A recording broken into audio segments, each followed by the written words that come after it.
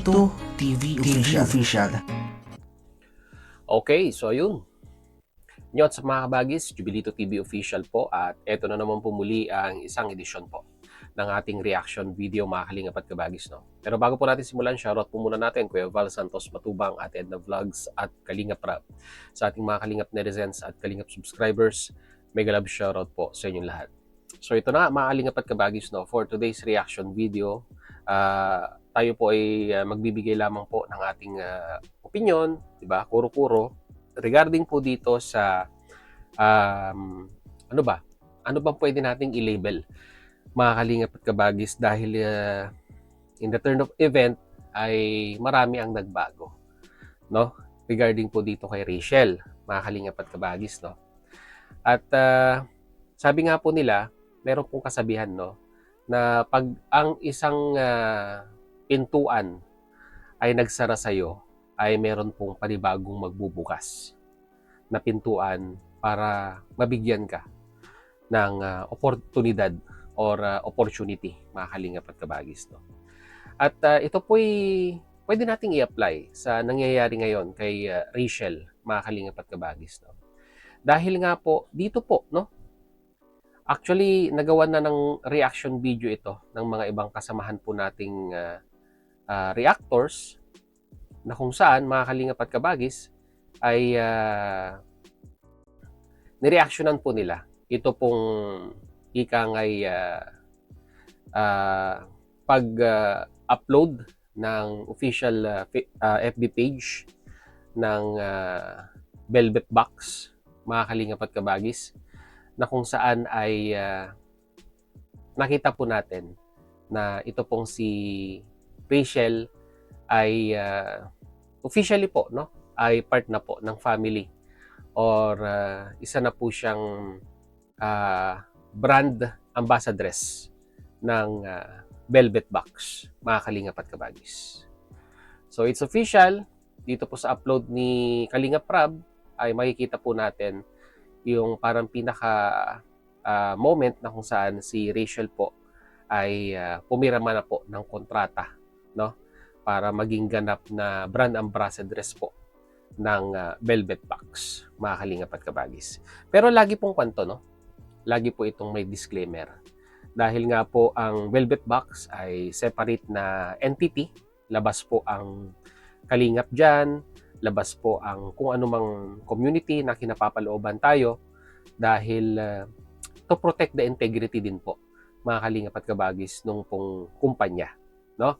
Kung meron man na napipili ng mga iniidolo nating sinusuportahan ay kung na po yun, it is between the content creator at Velvet Box, kung ano man yun na kanila na pag-usapan in regards po sa pagiging brand ambassador or ambassadress ng kanilang produkto.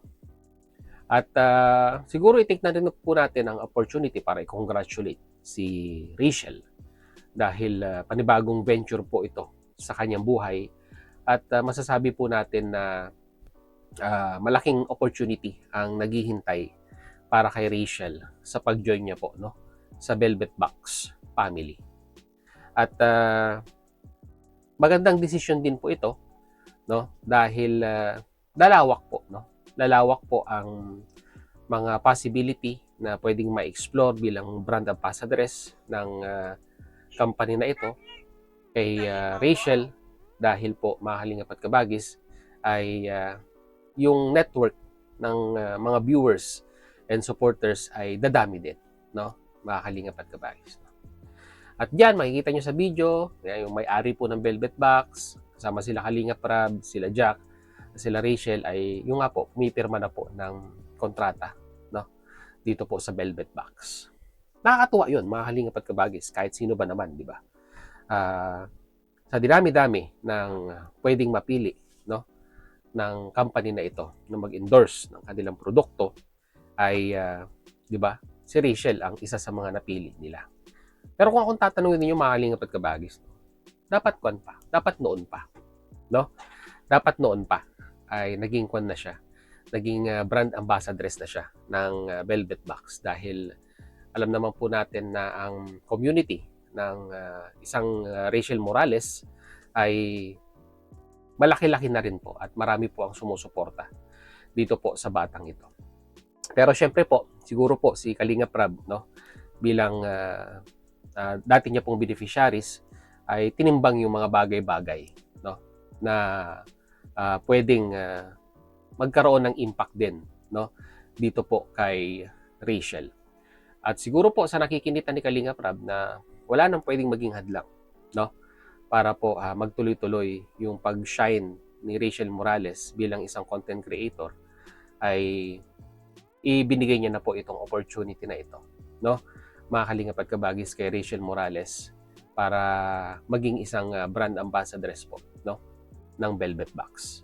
Once again, para kay Rachel Morales, congratulations, no, you deserve it. Kaso nga lang po, mga Kalingap at Kabagis, no, nung tayo po ay pumasyal dito po sa Facebook page ni Daddy Donut, ayan po, no, makikita nyo naman po, mga Kalingap at Kabagis, no. Friend ko yan, si Daddy Donut, di ba? Friend ko yan, si Daddy Donut. Kaya sa mga nagsasabing tayo lamang po ay nakikisaw-saw sa mga issue na wala naman daw po tayong kaalam-alam, well, ngayon alam nyo na, friend ko po si Daddy Donut sa Facebook. At nakakausap po yan, mga Kalingap at Kabagis, no. At ito na nga, di ba? Sa recent post niya, upon recording this reaction video 1 hour ago, ay bakit ganito yung caption ni Daddy Donut? Sabi niya po, and I quote, "Kukulit kasi, purely business ngani," mga Kalingap at Kabagis. At dito po ay na-share niya yung pong statement uli, no, ng may-ari ng Velvet Box Fashion Jewelry, na kung saan dito po sa video na ito, mga Kalingap at Kabagis, ay muli niya pong nililinaw na ang pagiging ambassador or ambassadress po ng kanilang produkto ay wala pong kinalaman, no, ang mga community kinapapalooban ng endorser na ito, mga Kalingap at Kabagis, no.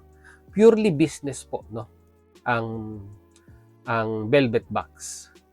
Purely business sila, na kung saan ay labas po sila sa mga ika nga ay yung mga kung ano man yung mga nasasabi at opinyon siguro ng mga nakapaloob sa community po ng sinusuportahan nilang content creator.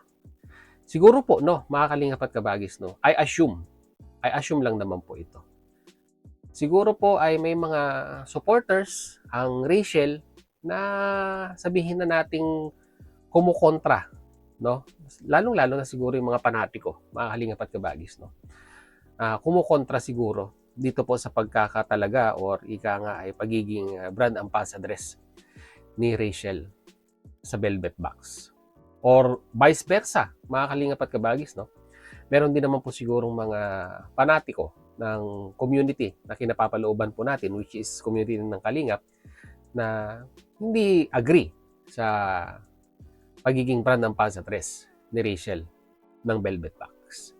Kaya nga po dito sa video na ito, no, ng may-ari ng Velvet Box, ay nililinaw niya po na yung pong pagiging brand ambassador or ambassadress ng isang content creator ay labas po, no, ang community nila, at kung ano man yung kanilang insights regarding po sa pagiging endorser ng kanilang produkto ay kumbaga walang kinalaman yung opinion ng mga members or mga sumusuporta po dito po sa content creator. Dahil it is a business entity, and at the same time, ang nag-uusap po dyan yung content creator at yung may-ari po ng Velvet Box. Na, Kalingap at Kabagis. Kaya siguro po once again, no, dapat maging masaya na lamang po tayo, no, kung ano man yung mga achievement na nagkakaroon ngayon, ito pong si Rachel, no. Ito po yung patunay lamang na napaka-resilient po ng bata, na in despite kung ano man yung mga negatibong nangyari sa kanyang buhay, sa kanyang love life, ay patuloy pa rin po siyang humahamon or humaharap sa hamon po ng buhay.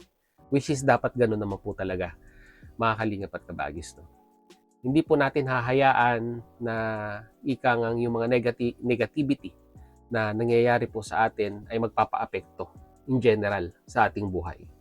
Kailangan harapin po natin ito at magpatuloy tayo kung ano man yung ibinabato ng pagkakataon or ng tadhana sa atin, mga kalingap at kabagis. Kaya once again, congratulations kay Rachel Morales at sa mga darating pang mga achievement na pwede pong mangyari sa kanya bilang isang brand ambassadress po ng Velvet Box. Ano sa tingin ninyo, mga kalingap at kabagis? Dapat noon pa ba or it's about time? Ika nga, mga kalingap at kabagis. Lagay nyo po sa ating comment section. So yun, muli, maraming salamat dahil hanggang sa dulo po ng ating reaction video ngayong araw na ito. Ay nasamahan nyo po muli si Jubilito TV Official at muli po nagpapaalala po ang inyong host. Sa mga hindi pa po nakasubscribe sa ating YouTube channel, subscribe nyo na po, Jubilito TV Official. Kung nagustuhan nyo po ang ating reaction video for today, mga kalingap at kabagis, paki-like and share na rin po. So yun, hanggang dito na lang. Once again, this is Jubilito TV Official, proud member po ng Team Koos at ng Team Dios.